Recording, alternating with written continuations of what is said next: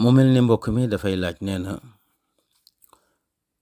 ndax bu wooree ba ngoon bu dog jotee mën naa doge soxnaam bi maana mën naa tëju ci néeg joteeg soxnaam ci wàllu bànneexu sëy.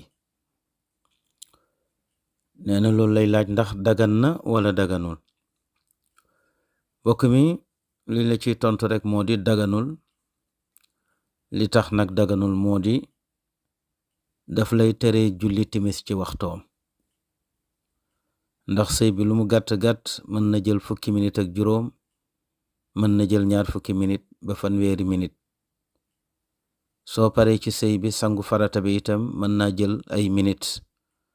soo ko boolee minit yooyu dana nekk minit yoo xam ne dana lekk timis gi ba mu jeex.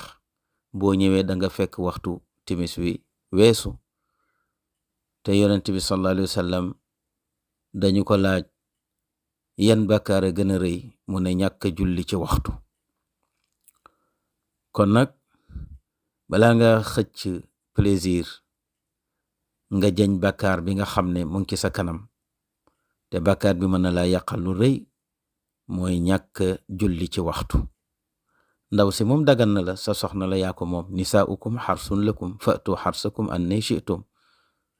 wante li tax nag doo ko mën a doge mooy boo ko dogee timis daf lay raw, te bu la timis rawee nga am bàkkaar bu rëy. loolu tax boo demee ci jàkka yi tuuti tàndarma la ñuy séddale ak kafe jox nit ñi ñu naan, ñu daal di taxawal julli gi. suñu jullee timis ba noppi nag, yow mi bëgg a ndogu mën nga jël sa temps ndogu num la neexe. yow mi bëgg a wéet ak sa soxna mën nga jël sa temps wéet ak sa soxna num la neexe. wante nag dog jot na nga yóotu sa soxna tëjoog moom ci néeg joteeg moom ci sëy, loolu daganul, ndax dalay teye julli timis ci waxtoom. mbokk mi loolu leen lay tontu ci laaj bile.